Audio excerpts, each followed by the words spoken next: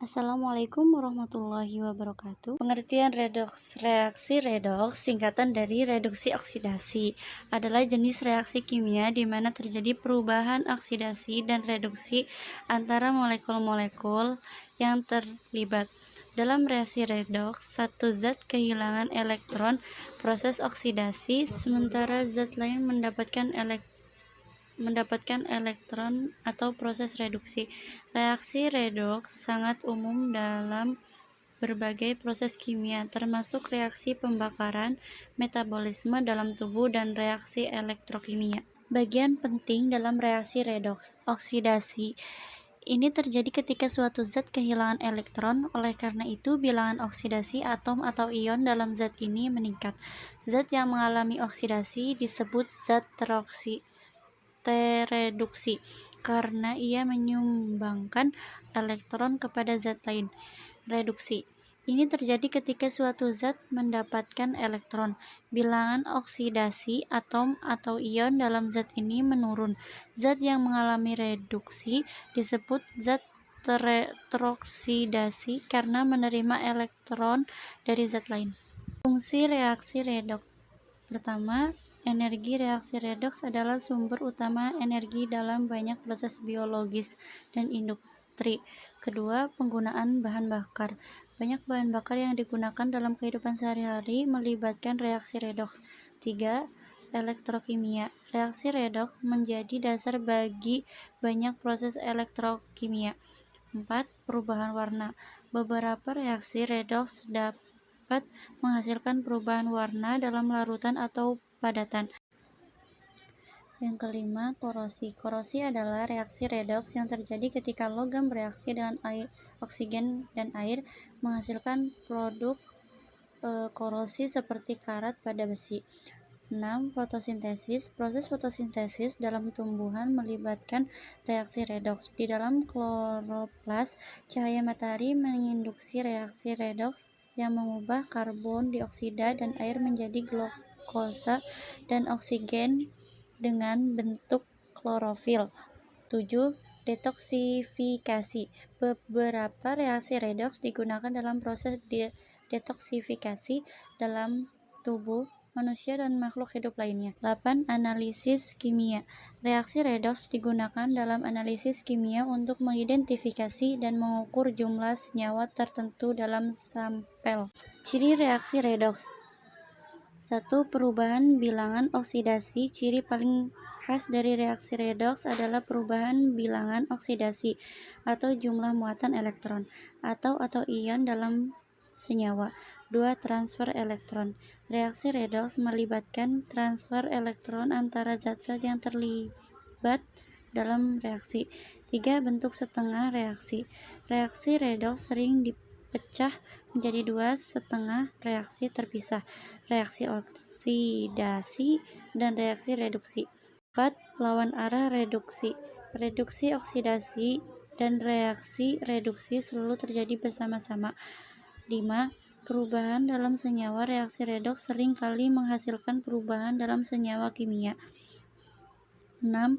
Energi dan panas. Beberapa reaksi redoks melepaskan atau menyerap energi dalam bentuk panas. 7. Penggunaan elektroda.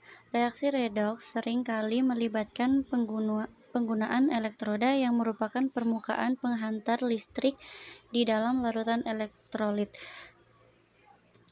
8. Pemindahan ion. Dalam beberapa reaksi redoks, selain transfer elektron, juga terdapat pemindahan ion antara larutan. Berikut ini merupakan contoh dari reaksi redoks. Pengertian elektrokimia. Sel elektrokimia adalah suatu alat yang mampu menghasilkan energi listrik dari reaksi kimia atau menggunakan energi listrik untuk menjalankan reaksi kimia. Sel elektrokimia yang menghasilkan arus listrik disebut sel volta atau sel galvani, dan sel yang menghasilkan reaksi kimia melalui elektrolisis misalnya disebut sel elektrolisis. Jenis-jenis dan fungsinya. Sel volta. Sel volta ialah sel elektrokimia yang melakukan reaksi kimia dengan menghasilkan energi listrik proporsional Prinsip kerja dari sel volta yaitu apabila dua plat logam yang berbeda direndam dalam reaksi elektrolit akan membuat ion logam larut. Pada umumnya, sel volta berfungsi dalam menghasilkan arus listrik yang sering dimanfaatkan pada alat elektronik.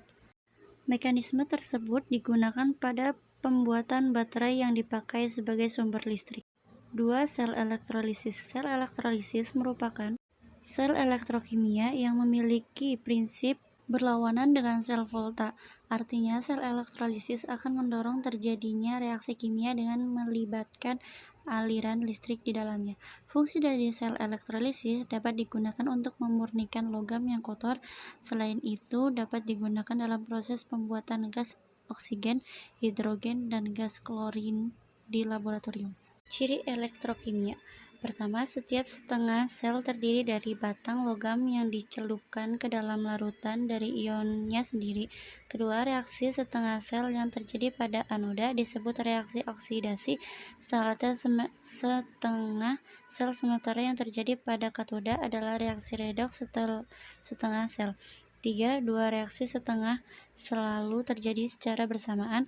Keempat, anoda menangkap elektron sehingga bermuatan negatif, sedangkan katoda kehilangan elektron sehingga bermuatan positif. Terakhir, elektron mengalir dari anoda ke katoda dan arus mengalir dari katoda ke anoda.